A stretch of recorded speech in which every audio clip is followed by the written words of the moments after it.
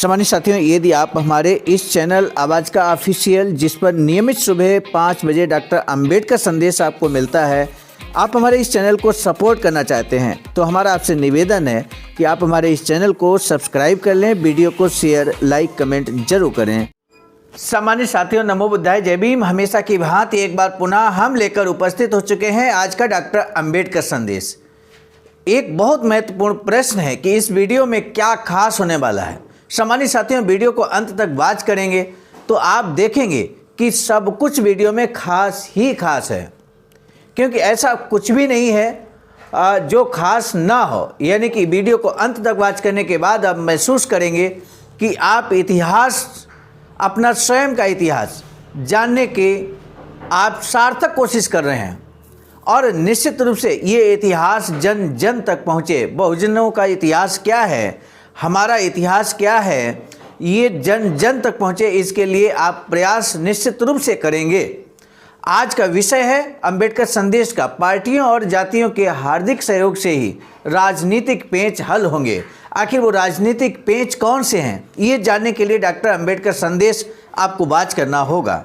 बाबा साहब डॉक्टर अंबेडकर संपूर्ण वाङ्मय खंड 39 से पेज नंबर 417 से 418 तक मात्र 2 पेज का ये स्पीच है बाबा साहब का। यहाँ पर अंबेडकर संदेश के तहत लेकर हम उपस्थित हुए हैं।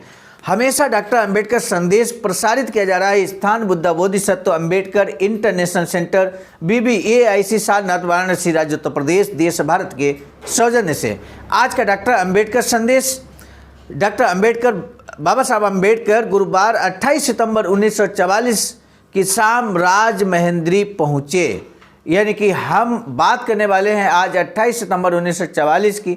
उनके साथ Shri Rajbhoj general secretary federation और Shri B Ramakrishnan ACM labour department भी थे। म्यूनिसिपैलिटी की ओर से डॉक्टर बाबा साहब अम्बेडकर को म्यूजियम हॉल में आयोजित कार्यक्रम में मान पत्र दिया गया। म्यूनिसिपल चेयरमैन श्री सेमिना कामेश्वर राव और municipal commissioner Shri K Venkatadri Chowdary ने उनका स्वागत किया। बाबा साहब का अद्वितीय विद्यार्जन, अस्पृश्यों में उनके द्वारा लाई गई जागृति तथा उनके और श्रमिकों के उनके द्वारा किए गए काम आदि के बारे में मानपत्र में जिक्र करते हुए म्यूनिसिपैलिटी ने लोकोपयोगी तथा अस्पृश्यों के हित के कौन से काम किए, इसकी जानकारी दी गई थी। सरकार से कुछ मांगे भी रखी गई थी। लोकोपयोगी काम करने के लिए बाबा साहब ने म्यूनिसिपैलिटी का अभिनंदन किया।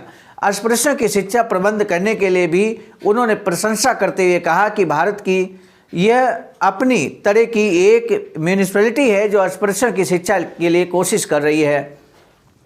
इसके लिए आभार व्यक्त करते हुए उन्होंने कहा कि अन्य म्यूनिसिपैलिटियों को उसका आदर्श चलाना चाहिए। गांधी जिन्ना के बीच हो रही बातचीत असफल होने के प्रति उन्होंने दुख व्यक्त किया। कहा कि बातचीत एक पक्षीय थी, सभी पहलू उसमें समाविष्ट नहीं थे, उसमें अल्पसंख्यक जातियों को कोई स्थान नहीं मिला।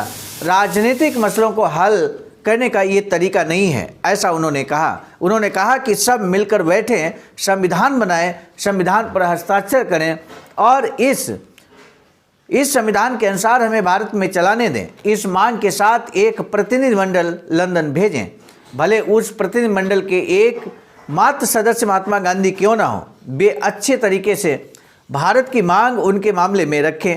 मैं ऐसा इसलिए कह रहा हूं क्योंकि गांधी जी इस देश में अब तक प्रचंड राजनीतिक जागृति निर्माण की है, लेकिन गांधी जी के पास वह दूरदर्शिता नहीं है, दूरअंदाजी नहीं है, जिससे कि वह जन जागृति का फायदा देश को आज़ादी दिलाने के लिए कैसे किया जाए।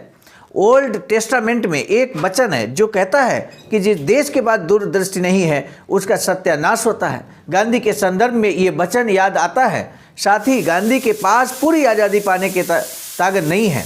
कभी कभी गांधी की तुलना कभी कभी अब्राहम लिंकन के साथ की जाती है। लिंकन पहले ये सोचना महत्वपूर्ण मानता था कि संयुक्त राष्ट्र का निर्माण कैसे किया जाए। निर्माण के मसले पर ही इस बात को निर्भर रखना चाहता था कि निग्रो लोगों की गुलामी कायम रखी जाए या ख़त्म कर दी जाए। उसके अनुसार पहले उसने गुलामी खत्म करने के लिए इनकार किया और कुछ सालों बाद यानी 1863 में उन्होंने गुलामी खत्म करने का घोषणा पत्र जारी किया। क्योंकि युद्ध जीतने और यूनियन को कायम रखने में गुलामों के उपयोग के बारे में उसने सोचा, उसे वह जरूरी लगा। गांधी जी के साथ भी ऐसा ही है। वे आज़ादी चाहते हैं लेकिन वर्णाश्रम भी रहने देना चाहते हैं। बहुत बड़ी कोटेशन, बहुत बड़ी बात बाबा साहब कहते हैं कि गांधी जी आज़ादी तो चाहते हैं लेकिन वर्णाश्रम भी रहने देना चाहते हैं। उन्हें समाज में संपूर्ण क्षमता नहीं चाहिए। ऐसी मानसिकता रखने वाले नेताओं के पास दूरदृष्टि कैसे हो सकती है? आज़ादी के मुद्दे के साथ अल्पसंख्यक जातियां अपनी सुरक्षा के लिए अधिकाधिक राजनीतिक अधिकारों की मांग करते हैं। इस प्रकार के हक मांगना असल में राजद्रोह है। भारत को आज़ादी दिलाने के लिए 1885 में कांग्रेस का निर्माण हुआ, लेकिन गांधी के नेतृत्व में कांग्रेस ने पाकिस्तान का मसला उत्पन्न किया है। ऐसे हालात में भारत के राजनीतिक पेच कैसे हल होंगे? वे केवल पक्ष और जातियों की हार्दिक सहकारिता से ही हल होंगे। यहाँ पर न सिर्फ बाबा साहब ने प्रश्न किया, आज का विषय भी इसी पर आधारित था, बल्कि यहाँ पर एक समाधान भी सुझा दिया।